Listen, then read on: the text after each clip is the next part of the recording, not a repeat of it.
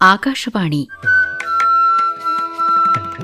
ಕಾಡುಗೊಲ್ಲರ ಸಂಪ್ರದಾಯ ಹಾಗೂ ಆಚರಣೆಗಳ ಕುರಿತು ಮಾತನಾಡಲಿದ್ದಾರೆ ಜನಪದ ಕಲಾವಿದರು ಹಾಗೂ ಸಂಶೋಧಕರಾದ ಬಿ ನಾಗರಾಜು ವೀರ್ಲಗುಂದಿ ಅವರು.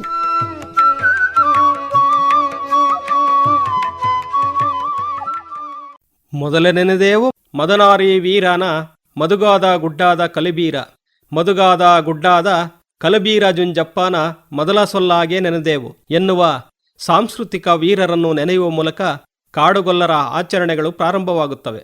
ಕಾಡುಗೊಲ್ಲರು ಕರ್ನಾಟಕದ ಒಂದು ಬುಡಕಟ್ಟು ಸಮುದಾಯ. ಇವರು ಹೆಚ್ಚಾಗಿ ತುಮಕೂರು, ಚಿತ್ರದುರ್ಗ, ಬಳ್ಳಾರಿ, ಹಾಸನ, ದಾವಣಗೆರೆ ಹಾಗೂ ಬೆಂಗಳೂರು ಗ್ರಾಮಾಂತರ ಜಿಲ್ಲೆಗಳಲ್ಲಿ ವಾಸವಾಗಿದ್ದಾರೆ. ಹಾಗೆಯೇ ಆಂಧ್ರದ ಕೆಲವು ಭಾಗಗಳಲ್ಲಿ ಚೆದುರಿದಂತೆ ವಾಸವಾಗಿರುವುದು ಕಂಡುಬರುತ್ತದೆ. ಕಾಡುಗೊಲ್ಲರು ಅಪ್ಪಟ ಕನ್ನಡಿಗರಾಗಿದ್ದು ಅಚ್ಚ ಕನ್ನಡದಲ್ಲಿಯೇ ಮಾತನಾಡುತ್ತಾರೆ. ಇವರನ್ನು ಅಡವಿಗೊಲ್ಲರು, ಹಟ್ಟಿಗೊಲ್ಲರು, ಕರಡಿಗೊಲ್ಲರು, ಕಲ್ಲಿಗೊಲ್ಲರು, ಕಳ್ಳಿಗೊಲ್ಲರು ಎಂಬ ಹೆಸರುಗಳಿಂದಲೂ ಕರೆಯುವ ವಾಡಿಕೆಯಿದೆ.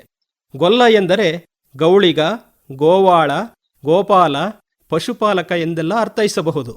ಇವರು ನಾಗರಿಕ ಸಮುದಾಯದಿಂದ ದೂರ ಇದ್ದು ಊರುಗಳಿಂದ ಪ್ರತ್ಯೇಕವಾಗಿ ಕಾಡಿನ ಅಂಚಿನಲ್ಲಿ, ಕಾಡು ಮೇಡುಗಳಲ್ಲಿ, ಪಶುಪಾಲನೆಗೆ ಅನುಕೂಲವಾದ ಬಯಲು ಪ್ರದೇಶದಲ್ಲಿ ವಾಸಿಸುತ್ತಾರೆ.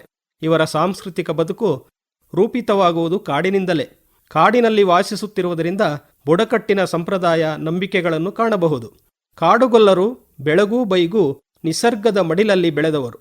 ಇವರು ವಾಸ ಮಾಡುವ ಸ್ಥಳವನ್ನು ಹಟ್ಟಿ ಎಂದು ಕರೆಯಲಾಗುತ್ತದೆ. ಹಟ್ಟಿಯ ನೆಲ ಸಂಸ್ಕೃತಿಯನ್ನು ಇಂದಿಗೂ ಕಾಪಿಟ್ಟುಕೊಂಡು ಬರುತ್ತಿದ್ದಾರೆ. ಕಾಡುಗೊಲ್ಲರಲ್ಲಿ ಅನೇಕ ಬೆಡಗು ಉಪಬೆಡಗುಗಳನ್ನು ಕಾಣಬಹುದು. ಬೆಡಗು ಬಳ್ಳಿಗಳಿಗೆ ಸಮಾನವಾಗಿ ಕುಲ ಗೋತ್ರಗಳೆಂದು ಕರೆಯುವುದುಂಟು. ಇವರಲ್ಲಿ ಪ್ರಮುಖವಾಗಿ 3 ಕುಲಗಳನ್ನು ಕಾಣುತ್ತೇವೆ. ಚಿತ್ತಮುತ್ತಿ ಕುಲದವರು, ಚಂದಮುತ್ತಿ ಕುಲದವರು, ರಾಮೇಗೌಡನ ಕುಲದವರು ಎಂದು ಒಂದೊಂದು ಕುಲದಲ್ಲಿಯೂ ಹಲವಾರು ಬೆಡಗುಗಳಿವೆ. ಕಾಡುಗೊಲ್ಲರ ಸಾಮಾಜಿಕ ಸಂಘಟನೆ ಆರಂಭವಾಗುವುದು ಹಟ್ಟಿಯಿಂದ. ಹಲವಾರು ಹಟ್ಟಿಗಳು ಸೇರಿ ಒಂದು ಕಣತಿ, ಅನೇಕ ಕಣತಿಗಳು ಸೇರಿ ಒಂದು ಅಂಬು, ಅಂಬುಗಳು ಸೇರಿ ಒಂದು ಗುಡಿಕಟ್ಟು, ಕೆಲವಾರು ಗುಡಿಕಟ್ಟುಗಳು ಸೇರಿ ಒಂದು ಕಟ್ಟೆಮನೆ. ಕರಿಯೋಬನಹಳ್ಳಿ, ತಾಳವಟ್ಟಿ ಮತ್ತು ರಾಮನಹಳ್ಳಿ ಈ 3 ಕಾಡುಗೊಲ್ಲರ ಕಟ್ಟೆಮನೆಗಳು. ಕಾಡುಗೊಲ್ಲರು ತಮ್ಮದೇ ಆದ ಪ್ರತ್ಯೇಕವಾದ ಸಾಮಾಜಿಕ ಸಂಘಟನಾತ್ಮಕ ಜೀವನ ನಿರ್ವಹಿಸುತ್ತಾರೆ. ಇವರು ತಮ್ಮ ಹಟ್ಟಿಗಳ ಸುತ್ತ ಜಾಲಿಮುಳ್ಳು, ಬಾರೆಮುಳ್ಳು, ಕಾರೆ ಕಳ್ಳೆಗಳಿಂದ ಬೇಲಿ ಕಟ್ಟಿಕೊಂಡು ಹಟ್ಟಿಯೊಳಗೆ ಪ್ರವೇಶಿಸಲು ಒಂದು ಕಡೆ ಸ್ಥಳ ಬಿಟ್ಟಿರುತ್ತಾರೆ. ಈ ಸ್ಥಳವನ್ನು ಉದಿಬಾಗಿಲು ಎನ್ನುತ್ತಾರೆ. ಹಟ್ಟಿಗಳಲ್ಲಿ ತಮ್ಮ ಮನೆಗಳನ್ನು ಗುಡಿಸಲು ಅಥವಾ ಜೋಪಡಿಗಳನ್ನು ಬಾದೆ ಹುಲ್ಲು, ಹಂಚಿ ಹುಲ್ಲು, ಸೋಗೆಗರಿ, ತೆಂಗಿನಗರಿ ಮುಂತಾದವುಗಳಿಂದ ನಿರ್ಮಿಸಿಕೊಂಡು ತಮ್ಮ ಸಾಂಸ್ಕೃತಿಕ ವೀರರ ಆರಾಧಕರಾದ ಕಾಡುಗೊಲ್ಲರು ಹಟ್ಟಿಯ ಮಧ್ಯೆ ದೇವಸ್ಥಾನ ನಿರ್ಮಿಸಿಕೊಳ್ಳುತ್ತಾರೆ. ಈ ದೇವಸ್ಥಾನಗಳನ್ನು ಸಹ ಬಾದೆ ಹುಲ್ಲಿನಿಂದ ನಿರ್ಮಿಸುತ್ತಾರೆ. ಇವುಗಳನ್ನು ಗುಬ್ಬಗಳೆಂದು ಕರೆಯುತ್ತಾರೆ. ಇವರಲ್ಲಿ ಮೊದಲಿಗೆ ಅವಿಭಕ್ತ ಕುಟುಂಬಗಳೇ ಹೆಚ್ಚು. ಪಿತೃಪ್ರಧಾನವಾದ ಕುಟುಂಬಗಳಾಗಿದ್ದರೂ ಮಹಿಳೆಯರಿಗೆ ಪ್ರಾಶಸ್ತ್ಯ ಗೌರವವಿದೆ. ವಿಧವಾ ಪದ್ಧತಿ ಆಚರಣೆಯಲ್ಲಿ ಇಲ್ಲ. ಗಂಡ ಕಳೆದುಕೊಂಡವರು ನಿತ್ಯ ಮುತ್ತೈದೆಯರು. ಪತಿಯನ್ನು ಕಳೆದುಕೊಂಡ ಮೇಲೆ ಮಹಿಳೆಯರು ಗೊಲ್ಲ ಕಡಗವನ್ನು ಧರಿಸುವ ಪದ್ಧತಿ ಇದೆ. ತನ್ನ ಪತಿಯ ಪ್ರತಿರೂಪ ಗೊಲ್ಲ ಕಡಗ ಎಂದು ನಂಬಿಕೆ ಅವರದು. ಕಾಡುಗೊಲ್ಲರ ಗುಡಿಸಲುಗಳು ಬರೀ ಗುಡಿಸಲುಗಳಲ್ಲ, ಸಾಂಸ್ಕೃತಿಕ ಸಂಪತ್ತಿನ ಮುತ್ತು ರತ್ನಗಳು, ಜಾನಪದ ಕಣಜಗಳು. ಈ ಹಟ್ಟಿಗಳಲ್ಲಿ ಜಾನಪದ ಗಂಗೆ ಒಂದಲ್ಲ ಒಂದು ರೀತಿಯಲ್ಲಿ ಗಾದೆ, ಒಗಟು, ಕಾವ್ಯ, ಹಾಡು, ಪದ್ಯದ ರೂಪದಲ್ಲಿ ಸದಾ ಹರಿಯುತ್ತಾಳೆ. ಮಡಿ ಮೈಲಿಗೆಗಳ ವಿಚಾರಗಳಲ್ಲಿ ಬಹಳ ಕಟ್ಟುನಿಟ್ಟು. ಇವರ ದೈವಗಳಾರೂ ಆಕಾಶದಿಂದಾಗಲಿ ಪಾತಾಳದಿಂದಾಗಲಿ ಬಂದವರಲ್ಲ. ಇವರ ಹಟ್ಟಿಗಳಲ್ಲಿ ಹುಟ್ಟಿ ಬೆಳೆದು ತಮ್ಮ ದನ ಕರುಗಳಿಗೆ, ಮಕ್ಕಳಿಗೆ, ಸ್ತ್ರೀಯರಿಗೆ, ಸಂಸ್ಕೃತಿಗೆ ಧಕ್ಕೆಯಾದಾಗ ಹೋರಾಡಿ ಮಡಿದವರು. ಗ್ರಾಮ ಸಂಸ್ಕೃತಿಗೆ ಭಿನ್ನವಾದ ಹಟ್ಟಿಯ ನೆಲ ಸಂಸ್ಕೃತಿಯನ್ನು ಇಂದಿಗೂ ಕಾಪಿಟ್ಟುಕೊಂಡು ಬರುತ್ತಿರುವ ಕಾಡುಗೊಲ್ಲರು ಆಧುನಿಕ ವಿದ್ಯಮಾನ ನ್ಯಾಯ ಪಂಚಾಯತಿಗಳಿಗಿಂತ ತಮ್ಮ ದೇವರುಗಳಿಗೆ ತುಂಬ ಹೆದರುತ್ತಾರೆ. ಮಡಿ ಮೈಲಿಗೆಯಲ್ಲಿ ಅತ್ಯಂತ ಕಟ್ಟುನಿಟ್ಟು ತಮ್ಮದೇ ಆದ ಕಟ್ಟೆಮನೆಗಳನ್ನು ಸೃಷ್ಟಿಸಿಕೊಂಡು ಆ ಮೂಲಕ ನ್ಯಾಯ ಪಂಚಾಯಿತಿ ಮಾಡಿಕೊಂಡು ತಮ್ಮ ಸರಿ ತಪ್ಪುಗಳಿಗೆ ದಂಡ ವಿಧಿಸಿಕೊಳ್ಳುತ್ತಾರೆ. ಈ ಬುಡಕಟ್ಟು ಜನಾಂಗದಲ್ಲಿ ಹೆಚ್ಚಾಗಿ ಅನಕ್ಷರಸ್ಥರು, ಮುಗ್ಧರು, ಪ್ರಾಮಾಣಿಕ, ಸೌಮ್ಯ ಸ್ವಭಾವದವರು ಇದ್ದು ತಮ್ಮ ಕುಲದೈವಗಳ ಆಚಾರ ವಿಚಾರಗಳನ್ನು ಕಡೆಗಣಿಸುವುದಿಲ್ಲ. ಪಶುಪಾಲಕರಾದ ಕಾಡುಗೊಲ್ಲರ ಮುಖ್ಯ ಕಸುಬು ಪಶುಪಾಲನೆ. ಇವರ ದನ ಕರುಗಳನ್ನು ಸಾಕುವುದು, ಅವುಗಳ ಹಾಲು, ಮೊಸರು, ತುಪ್ಪಗಳನ್ನು ಮಾರಿ ಜೀವನ ನಡೆಸುವುದು ಇವರಿಗೆ ದಿನನಿತ್ಯದ ಕಾರ್ಯ. ಇವರ ದಿನನಿತ್ಯದ ಆಹಾರ ತುಂಬ ಸರಳ. ಹೆಸರು ಅಥವಾ ಸಾರು ಮುದ್ದೆ ಇವರಿಗೆ ಬಹಳ ಪ್ರಿಯ. ರಾಗಿ, ಜೋಳ, ಕಾಡಿನ ಸೊಪ್ಪುಗಳನ್ನು ಹೆಚ್ಚಾಗಿ ಬಳಸುತ್ತಾರೆ. ಮಾಂಸಕ್ಕಾಗಿ ಕುರಿ, ಮೇಕೆ ಬಳಸುತ್ತಾರೆ. ಇವರ ಉಡುಪುಗಳ ಬಗ್ಗೆ ತಿಳಿಯಬೇಕಾದರೆ ತಲೆಗೆ ರುಮಾಲು, ಕಾಸಿದಟ್ಟಿ, ಕೆಂಪು ವಸ್ತ್ರ, ನಿಲುವಂಗಿ ತೊಡುವ ಇವರು ಕಂಬಳಿ ತುಂಬ ಇಷ್ಟವಾದ ಹೊದಿಕೆ ಆಗಿದೆ. ಕಾಡುಗೊಲ್ಲರ ಮಹಿಳೆಯರು ಮದುವೆ ಸಂದರ್ಭದಲ್ಲಿ, ಜಾತ್ರೆ, ಹಬ್ಬ, ಹರಿದಿನಗಳಲ್ಲಿ ಜನಪದ ಹಾಡುಗಳನ್ನು ಹಾಡುತ್ತಾರೆ. ದೇವತೆಯ ಪುರಾಣಗಳಿಗೆ ಸಂಬಂಧಿಸಿದ ಹಾಡುಗಳಲ್ಲಿ ಹೆಂಗಸರು, ಗಂಡಸರು ಆಡುವ ಹಾಡುಗಳು ಬೇರೆ ಬೇರೆ ರೀತಿಯಲ್ಲಿಯೇ ಇರುತ್ತವೆ. ಕರಿಯೋಬನಹಳ್ಳಿ ಮಾರಕ್ಕ, ಗೌರಸಮುದ್ರದ ಮಾರಕ್ಕ, ಬೇವಿನಹಳ್ಳಿ ಕರಿಯಮ್ಮ ಮುಂತಾದ ದೇವತೆಗಳ ಹಾಡುಗಳನ್ನು ಹೆಂಗಸರು ಮಾತ್ರ ಹಾಡುತ್ತಾರೆ. ಇವರಲ್ಲಿ ದೊರಕುವ ಗಾದೆ, ಒಗಟುಗಳು ಇವರ ವಿಶಿಷ್ಟವಾದ ಅಂಶಗಳನ್ನು ಹೊರಚೆಲ್ಲುತ್ತವೆ. ಎತ್ತು ಏರಲಿಲ್ಲ, ಕುರಿ ಕಾಯಲಿಲ್ಲ, ಕುರಿ ಕೊಟ್ಟವರಿಗೆ ಮರಿ ಕೊಡಬೇಕು ಎನ್ನುವ ಗಾದೆಗಳು ಸಿಗುತ್ತವೆ. ಈ ಕಾಡುಗೊಲ್ಲರಲ್ಲಿ ಪಶು ವೈದ್ಯದಲ್ಲಿ ಹಲವಾರು ಪರಿಣಿತರು ಸಿಗುತ್ತಾರೆ. ದನ, ಕುರಿ, ಮೇಕೆಗಳನ್ನು ಬಹಳ ನಿಷ್ಠೆಯಿಂದ ಸಾಕುವುದರಿಂದ, ಕಾಡಿನ ಅಂಚಿನಲ್ಲಿಯೇ ವಾಸವಿರುವುದರಿಂದ ಕಾಡಿನಲ್ಲಿ ಸಿಗುವ ಗಿಡಮೂಲಿಕೆಗಳನ್ನು ಸಂಗ್ರಹಿಸಿ ಪ್ರತಿಯೊಂದು ಕಾಯಿಲೆಗೆ ತಕ್ಕ ಔಷಧಿ ಸಿದ್ಧಪಡಿಸಿ ದನ, ಕುರಿ ಮತ್ತು ಮನುಷ್ಯರ ಕೆಲವೊಂದು ಕಾಯಿಲೆ ಗುಣಪಡಿಸಬಲ್ಲ ಪಂಡಿತರು ಈ ಕಾಡುಗೊಲ್ಲರಲ್ಲಿದ್ದಾರೆ. ಕಾಡುಗೊಲ್ಲ ಸಮುದಾಯದ ಮದುವೆ ಪದ್ಧತಿ ಇತರೆ ಸಮುದಾಯಗಳ ಮದುವೆಗಿಂತ ಭಿನ್ನವಾಗಿರುತ್ತದೆ. ಈ ಸಮುದಾಯದಲ್ಲಿ ಏಕಪತ್ನಿತ್ವ ವಿವಾಹ ಪದ್ಧತಿಯನ್ನು ಕಾಣಬಹುದು. ಇವರ ಸಾಂಪ್ರದಾಯಿಕ ಮದುವೆಯು ಸಂಗಾತಿ ಆಯ್ಕೆ, ನಿಶ್ಚಿತಾರ್ಥ, ಚಪ್ಪರ ಹಾಕುವ ಶಾಸ್ತ್ರ, ಅರಣೆ ತರುವ ಶಾಸ್ತ್ರ, ಮದಲಿಂಗನ ಶಾಸ್ತ್ರ, ಧಾರೆ ಶಾಸ್ತ್ರ, ಬೂವ ಮಾಡುವುದು, ಹೆಣ್ಣು ಗಂಡುಗಳ ಕಾಲ್ ತೊಳೆದುಕೊಂಡು ಮನೆ ತುಂಬಿಸಿಕೊಳ್ಳುವ ಶಾಸ್ತ್ರ ಮೊದಲಾದ ಶಾಸ್ತ್ರಗಳನ್ನು ತಮ್ಮದೇ ಆದ ಬುಡಕಟ್ಟು ಸಂಸ್ಕೃತಿಯ ಆಚರಣೆಯೊಂದಿಗೆ ಸುಮಾರು 5 ದಿನಗಳ ಕಾಲ ನಡೆಸುತ್ತಾರೆ. ಮದುವೆ ಶಾಸ್ತ್ರದಲ್ಲಿ ವಿಶೇಷವಾಗಿ ಅರುಣೆ ತರುವ ಶಾಸ್ತ್ರ, ಅಂದರೆ ಕುಂಬಾರರ ಮನೆಗೆ 5 ಜನ ಮುತ್ತೈದೆಯರು ಹೋಗಿ ಅಲ್ಲಿ ಗುಂಡುಕಲ್ಲಿಗೆ ಪೂಜೆ ಮಾಡಿ ಕುಂಬಾರರ ಮನೆಯಿಂದ 5 ಜನ ಮುತ್ತೈದೆಯರು 5 ಮಡಿಕೆಗಳನ್ನು ತಂದು ಪೂಜೆ ಮಾಡಿ ಹೆಣ್ಣಿನ ಮನೆಯ ಹತ್ತಿರ ಅರುಣೆ ಇಡಲಿಕ್ಕೆ ಮಾಡಿರುವ ಅರಣೆಗುಡ್ಲಿನಲ್ಲಿ ಆ ಮಡಿಕೆಗಳನ್ನು ಸುಣ್ಣದಿಂದ ಬಳಿದು ಅದರ ಮೇಲೆ ಬಣ್ಣದ ಚಿತ್ತಾರಗಳಿಂದ ಚಿತ್ರ ಬಿಡಿಸಿ ಕುರಿ ಪಿಕ್ಕೆ ಮೇಲೆ ಈ ಅರುಣೆಗಳನ್ನು ಇಡುತ್ತಾರೆ. ಇವರಿಗೆ ಅರುಣೆ ಬಹಳ ಪವಿತ್ರವಾದುದು. ಮನೆಯ ಮುಂದೆ ಒಂದು ದೊಡ್ಡ ಚಪ್ಪರ ಹಾಕುತ್ತಾರೆ. ಅದರ ಕೆಳಗೆ ಗಂಡಿಗೊಂದು, ಹೆಣ್ಣಿಗೊಂದು ಚಿಕ್ಕ ಚಿಕ್ಕ ಚಪ್ಪರ ಹಾಕುತ್ತಾರೆ. 5 ಕಳ್ಳಿಯ ಗೂಟಗಳನ್ನು ನೆಟ್ಟು ತೆಂಗಿನ ಗರಿ, ಹತ್ತಿ ಕೊನೆ, ಆಲದ ಕೊನೆಗಳನ್ನು ಬಳಸಿ ಸಿದ್ಧ ಮಾಡುತ್ತಾರೆ.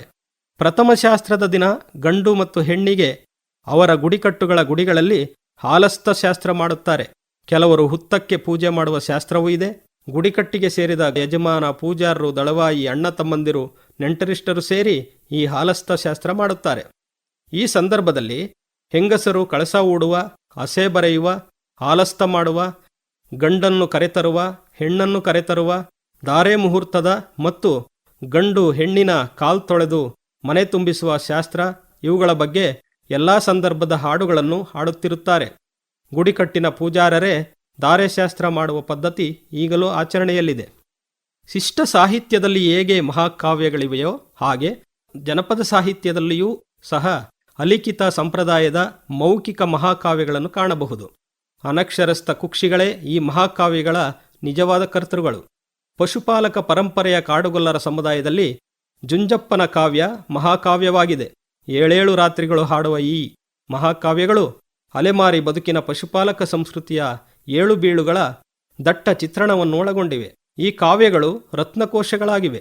ಈ ಕಾವ್ಯಗಳನ್ನು ಹೇಳುವಾಗ ಮಲೆ ಮಹದೇಶ್ವರನ ಕಾವ್ಯದಲ್ಲಿ ಕಂಸಾಳೆ, ಮಂಟೇಸ್ವಾಮಿ ಕಾವ್ಯದಲ್ಲಿ ನೀಲಗಾರರು ತಂಬೂರಿ, ಮೈಲಾರಲಿಂಗನ ಆರಾಧಕರು ಡೊಳ್ಳು, ಯಲ್ಲಮ್ಮನ ಹಾಡುಗಳಲ್ಲಿ ಚೌಡಿಕೆ ಬಳಸುವಂತೆ ಈ ಜುಂಜಪ್ಪನ ಮಹಾಕಾವ್ಯವನ್ನು ಆಡುವ ಕಾಡುಗೊಲ್ಲರು ಸಂಗೀತವಾದ್ಯವಾಗಿ ಗಣೆಯನ್ನು ಬಳಸುತ್ತಾರೆ. ಗಣೆ ಉತ್ಕೃಷ್ಟ ಜಾನಪದ ವಾದ್ಯಗಳಲ್ಲಿ ಒಂದು. ಇದು ಕಾಡುಗೊಲ್ಲರ ಸಂಸ್ಕೃತಿಯ ಸಂಕೇತ. ಈ ಊದುವಾದ್ಯ ಸಾಮಾನ್ಯವಾಗಿ ಆರಂಭದಲ್ಲಿ ಶಾಬ್ದಿಕ ವಾದನವಾಗಿತ್ತು.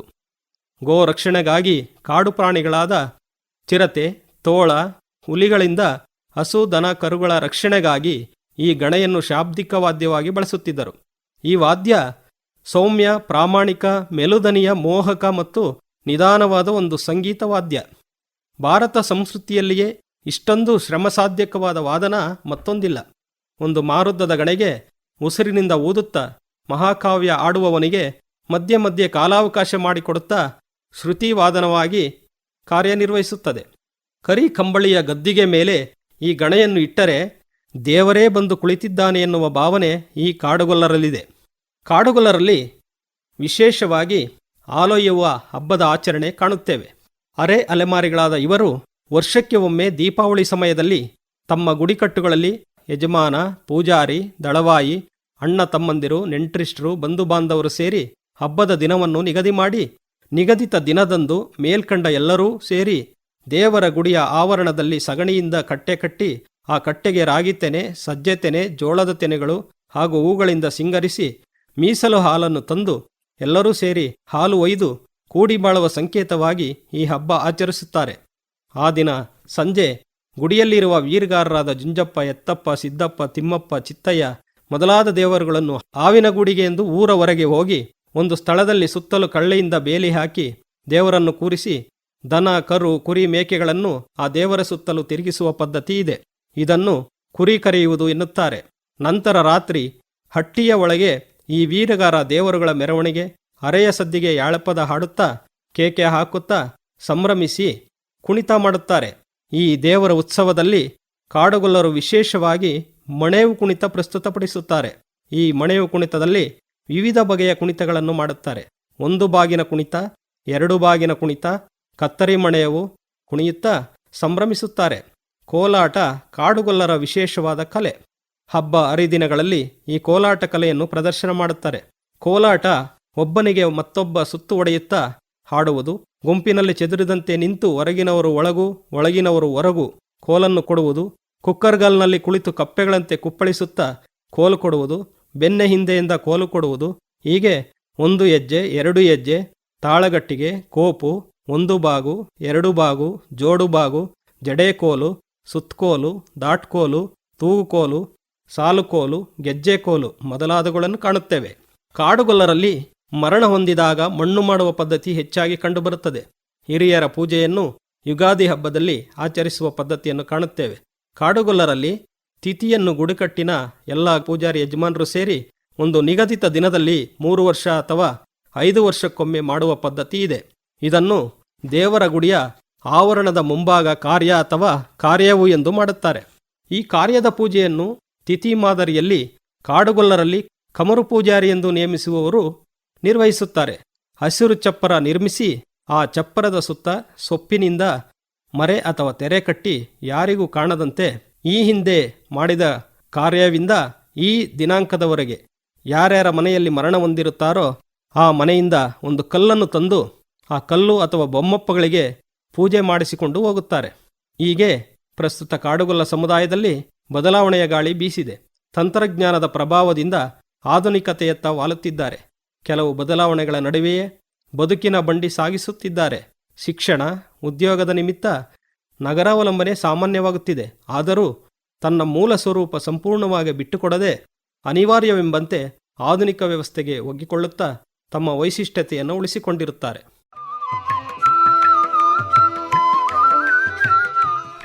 ಇದುವರೆಗೂ ಕಾಡುಗೊಲ್ಲರ ಸಂಪ್ರದಾಯ ಹಾಗೂ ಆಚರಣೆಗಳ ಕುರಿತು ಮಾತನಾಡಿದವರು ಜನಪದ ಕಲಾವಿದರು ಹಾಗೂ ಸಂಶೋಧಕರಾದ ಬಿ ನಾಗರಾಜು ವೀರ್ಲಗುಂದಿ ಅವರು.